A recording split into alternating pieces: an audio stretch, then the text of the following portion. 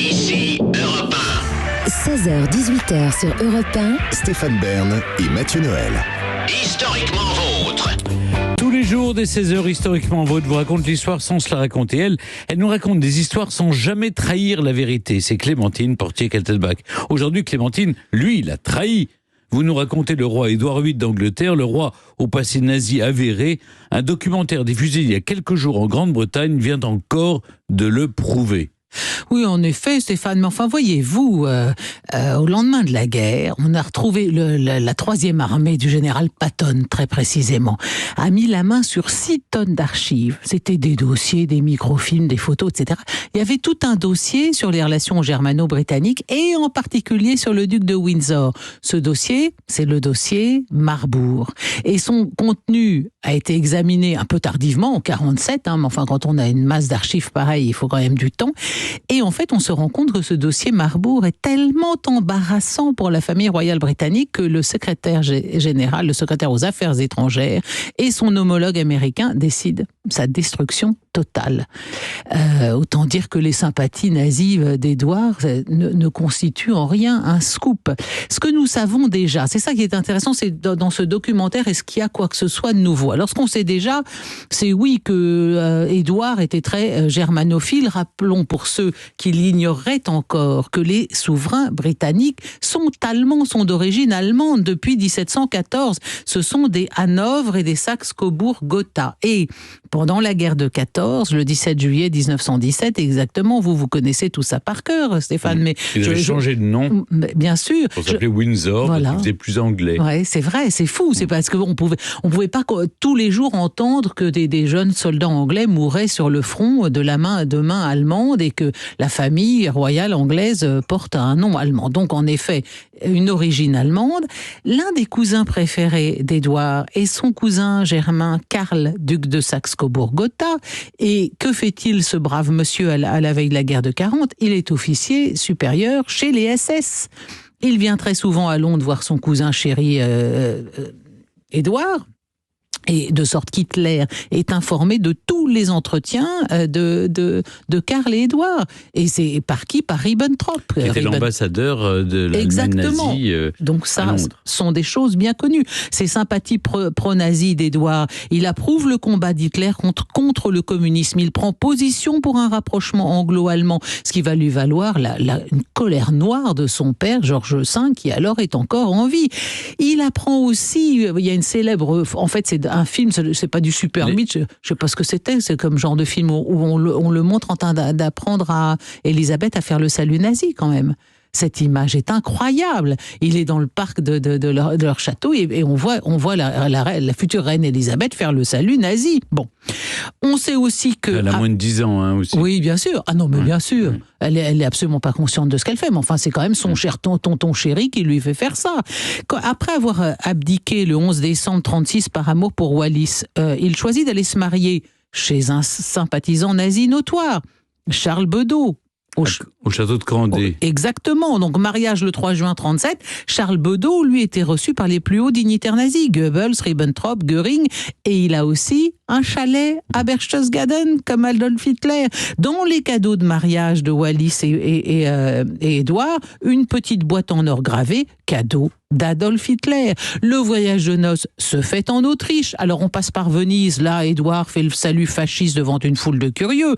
À Vienne, il explique combien il est fier de son sang allemand et il regrette la décision de son père de l'avoir renié publiquement.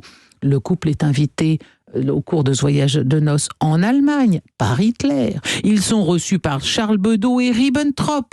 Édouard entend à longueur de journée des Heil Windsor, Heil Édouard. Et dans les dîners, les nazis flattent Wallis en l'appelant Altesse Royale, alors que c'est un titre auquel elle n'a pas le droit.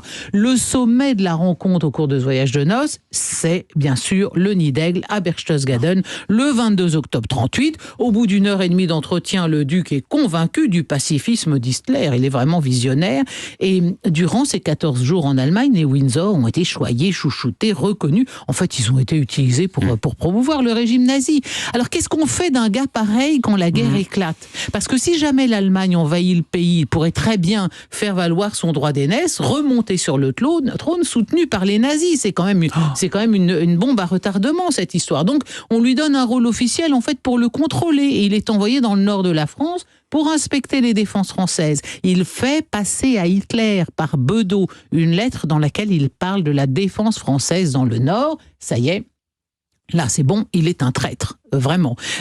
Wallis, elle a des contacts avec Ribbentrop et ses échanges avec lui sont tellement denses que les services secrets américains en avertissent Londres en disant là, quand même, il se passe des trucs pas clairs. Alors, quoi de neuf dans ce doc, finalement? Selon l'historien Andrew Lowy, qui porte ce documentaire, les rapports d'Édouard aurait nourri le plan d'invasion de la France. Mais ça, moi, il me semble qu'on le savait déjà, avec les reliquats ou les on-dit ou l'écume de ce dossier Marbourg qu'on connaissait. Il a quand même déniché une pépite dans les archives royales britanniques. C'est la lettre qu'Édouard envoie à Hitler pour le remercier du séjour merveilleux en Allemagne qui lui a fait forte impression. Dans cette lettre, Édouard salue l'efficacité des mesures énergiques prises par le gouvernement d'Hitler pour redresser le pays. Et il explique qu'il pense que, bien sûr, l'Allemagne est un exemple à suivre pour l'Angleterre. Il y a aussi un document du 11 juillet 1940 envoyé à Berlin par l'ambassade d'Allemagne, dans lequel il est fait état du fait que Édouard aurait conseillé la poursuite de bombardements intensifs pour rendre l'Angleterre prête pour la paix. Et 2 mois plus tard, les bombardements commencent à pleuvoir sur Londres. Ce qui est sous-entendu, Édouard aurait conseillé de bombarder son propre pays pour lui faire comprendre la vérité.